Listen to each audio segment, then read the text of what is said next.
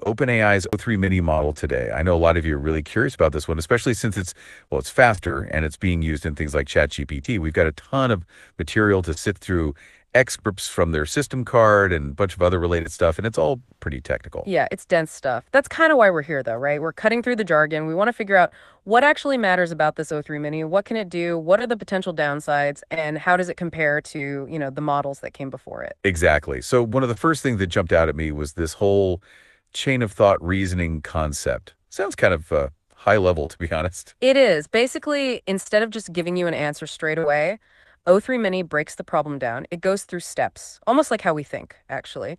And that makes it safer, harder to jailbreak, which is what they call it when people try to trick the AI into doing something it shouldn't. Wait, hold on. How does thinking in steps make it safer? Okay, so think of it this way. If the model is considering each step, right? And at each step, it's also thinking about those safety guidelines. It's less likely to get tricked into doing something harmful. It's a much more deliberate approach.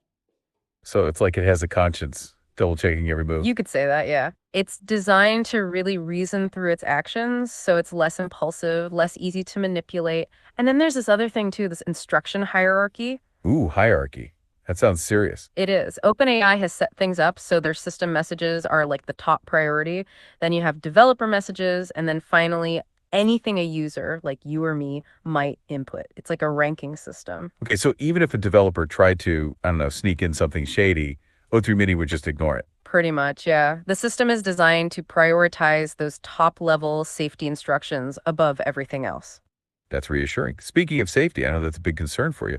What's the verdict on o3-mini? Did it pass the safety evaluations? Well, they put it through the ringer, tested it in several key areas. For example, when it comes to refusing disallowed content, things like hate speech or instructions for doing something harmful, it performs about the same as GPT-4o, which is already pretty good. But is it better? Don't leave me hanging. It actually is on some of those tougher tests. O3-mini does even better than GPT-4o and even its predecessor, o1-mini. It's really good at recognizing those problematic prompts and just saying no. Okay, so it can say no, but what about those jailbreak attempts? Did anyone manage to crack o3-mini? That's where that chain of thought reasoning comes in. It's as good as o1-mini at resisting jailbreaks, and that's way better than GPT-4o. And we're not talking hypothetical situations here. They used real jailbreaks from actual users. Wow, they really threw the book at it. They did, and o3-mini held its ground. Seems like carefully thinking through its responses really helps it avoid those critical errors. So it's learning to say no and resist those tricks. But what about accuracy? Can we trust it to give us the right information? I mean, we've all heard about AI hallucinations, right? Right, nobody wants an AI that makes stuff up. Well, on that front, o3-mini is at least as good as GPT-4o and o1-mini, maybe even better at sticking to the facts. That chain of thought reasoning seems to help here too. So it's less likely to go off on tangents and like invent information. That's the idea. It seems to be working. Good to know. Okay, now on to something I think we're all concerned about. Bias. How does o3-mini handle fairness, in terms of race, gender, age, all that? So they looked specifically at bias in those areas, race, gender, age. And in tasks where the discrimination was clear-cut, o3-mini actually showed the least bias out of all the models they tested. So it's good at remaining impartial, at least when the bias is obvious. Yeah, but it's worth noting its performance on the more subtle bias tasks is more moderate. There's definitely still room for improvement there. Right. It's not perfect, but it's a step in the right direction. Okay, now tell me about this external red teaming. Sounds intense. It is. Basically, OpenAI brought in experts to try and break the model. Find vulnerabilities, ways to trigger harmful outputs. It's a way to stress test those safety measures.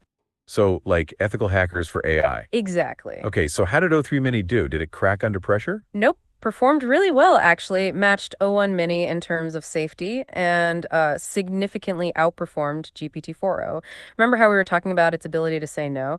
Well, it refused a much higher percentage of those red teamer props compared to GPT-4o. So it's got a pretty strong defense system, even against those deliberate attacks.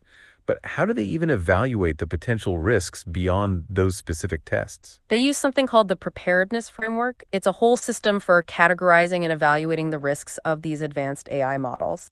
Sounds important. What kind of risks are we talking about here? Give me the rundown. Okay, so they look at four main categories: cybersecurity, CBRN, which stands for chemical, biological, radiological, and nuclear.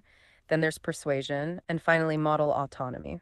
Wow, those are some serious areas. So where does o3-mini fall on the risk scale for each of those? Like, is it high risk for cybersecurity or? Let's start with cybersecurity. It's labeled as low risk there, not significantly better at exploiting vulnerabilities than previous models. They even had it try capture the flag challenges. Wait, AI playing capture the flag? That's kind of wild. I know, right? They're getting creative with these evaluations. Okay, low risk for cybersecurity. What about those other categories? Well, CBRN and model autonomy are both considered medium risk. With CBRN, the concern is that it could potentially assist experts in replicating known biothreats. Hold on. So you're saying it could help create like dangerous biological weapons? Not exactly. It doesn't have the practical skills to actually create anything. It's more theoretical based on the information it has about the processes involved. So it's more about what it knows, not necessarily what it can do. Exactly. Something to watch, but not an immediate threat. Got it. Okay. And model autonomy. Why is that a medium risk? Well, o3-mini's coding skills are pretty impressive. It can do complex coding tasks way better than previous models, and that raises concerns about its potential for self-improvement. You mean like it could potentially write its own code and modify itself? It's not there yet, but it's something OpenAI is definitely keeping an eye on. The more advanced its coding skills get, the closer it gets to that level of autonomy. I see. So CBRN and model autonomy are medium risk. What about persuasion? I remember that one from the system card. Right, that's a fascinating one. O3-mini showed some pretty significant persuasive abilities. Like it performed at a human level on certain tasks. Wait, are you saying it can write arguments as convincing as a human? The data suggests that yes, and that brings up all sorts of ethical questions, right? How could such a capability be used? It is a bit unsettling, to be honest. Think about the implications. What if it was used to spread misinformation or to manipulate people? Exactly. It's a powerful tool, and like any powerful tool, it can be used for good or bad. OpenAI is very aware of that, which is why they're so focused on safety and control. Yeah, it definitely seems like o3-mini is a huge leap forward for AI, but it comes with its own set of challenges. We've covered a lot here, its capabilities, the safety features, those potential risks, even its impressive multilingual skills. And we've only just scratched the surface. Well, folks, things are about to get even more interesting. In part two, we're going to delve even deeper into those evaluations. We'll be analyzing the data, trying to really understand what these results mean for the future of AI. So stay tuned. So we're back, and we're picking up right where we left off with those deep dives into o3-mini's evaluations. It's like, it's not just about building AI, you All know? right, it's about understanding it. Yeah, and managing the risks that come with it. Like, look at those red teaming exercises. They're basically trying to find the AI's weaknesses. It's like a constant game of cat and mouse. Exactly. You got to stay ahead of the game. And that's where this preparedness framework comes in. I remember we talked about that. Yeah, we touched on it in part one, but let's break it down a bit more. How do they actually like assess the risk level for each of those categories: cybersecurity, CBRN, persuasion, model autonomy? Well, they use a bunch of different tests, right? Each one designed to probe a specific capability related to that risk. So, for example, with cybersecurity, they use those capture the flag challenges to see how o3-mini would perform. They really put it through its paces. Oh, yeah. And to gauge its persuasiveness, they had it generate arguments on controversial topics. And these evaluations are constantly evolving as AI capabilities advance. It's like they're charting a course through uncharted territory. That's a great way to put it. Every new AI breakthrough takes us into a landscape we've never seen before. And we need to be prepared. Speaking of uncharted territory, those CBRN evaluations were a little unsettling.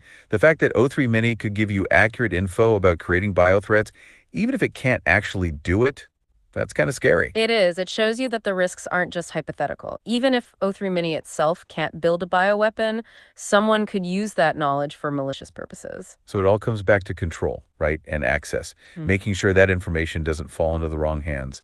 What kind of safeguards do they have in place for that? They've got layers of mitigation, everything from filtering out harmful training data to, remember those deliberative alignment techniques we talked about, where the model actually reasons through safety guidelines? As like a safety net. Exactly. And then they have this heightened monitoring, especially for those CBRN and persuasion risks, which are the areas where o3-mini shows the most potential for problems. So it's a dynamic process. Always evolving, always trying to stay one step ahead. And it's not just about those technical safeguards either. It's about fostering a culture of responsibility, both within OpenAI and the wider AI community. Okay, so we've talked about the risk, we've talked about the ways they're trying to mitigate them. Now let's switch gears a bit. Talk about one of o3-mini's most impressive capabilities. Its performance on this thing called SWIPy Bench Verified. Ah, yes. This is where those coding skills really shine. So for those who aren't familiar, SWIP Bench is like a benchmark for evaluating how well AI can solve real-world software engineering problems, like the stuff you might find on GitHub. Right. And o3-mini, well, it just crushed it, outperformed every other model, showed a remarkable ability to understand complex code, come up with solutions. It's like having an AI pair programmer. Except this one can solve problems that would stump a lot of human engineers. That's both exciting and a little intimidating. I know, right? What does this mean for the culture of software development? Will AI replace programmers altogether? Who knows? Yeah, that's the big question. It's more likely that AI will become a tool, right? It'll help us do even more, but o3-mini's performance on Sweetbench, yeah, that's a huge milestone. It does feel like we're witnessing something new, View. This kind of intelligence that can learn and adapt in ways we never even imagined. But of course, with great power comes great responsibility, or however that saying goes. That's why these conversations are so important. We have to understand both the potential and the risks. Absolutely. Well, on that note, folks, we are about to enter the final stage of our deep dive. In part 3, we'll be exploring the implications of o3-mini's persuasive capability and what they could mean for fields like marketing, education, even politics. So stay with us. Okay, so we're in the home stretch now, the final part of our deep dive into o3-mini. And things are about to get, well, a little philosophical, maybe even a little unsettling. We've talked about o3-mini's capabilities, the safety features, all that, but now I want to zero in on something that really sets it apart, its ability to persuade. Yeah, that's right. o3-mini's persuasive capabilities are, they're definitely one of the most fascinating and potentially concerning aspects of this model.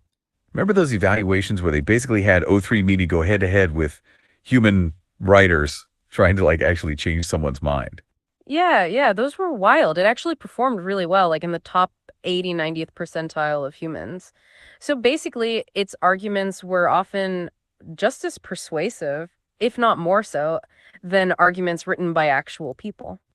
It's kind of freaky, to be honest, the idea that an AI could be that good at influencing our I opinions. know, right? It makes you think, like, what does it even mean to be persuasive if AI can do it so effectively? Maybe it's an opportunity, though. Maybe we could use AI to, like, analyze those persuasive techniques, learn from them. Yeah, that's a really interesting thought.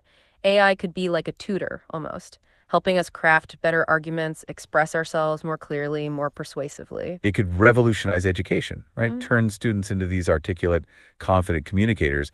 But of course, there's always another side to the coin. exactly. The potential for misuse is, well, it's a big concern. What happens if o3-mini's persuasive powers fall into the wrong hands?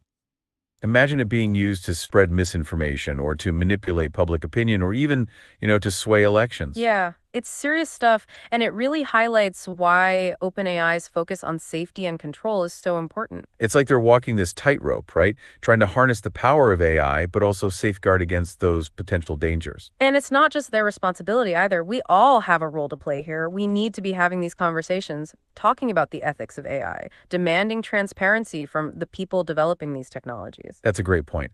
So as we wrap up this deep dive into o3-mini, I want to leave you all with this thought. The future of AI, it's not set in stone. It's being shaped right now by the choices we make, the conversations we have, the actions we take. Yeah, we've just scratched the surface here. It's up to all of us to keep learning, keep exploring, keep asking these tough questions. Because the future of AI is a story that's still being written, and we all have a role to play in shaping that narrative.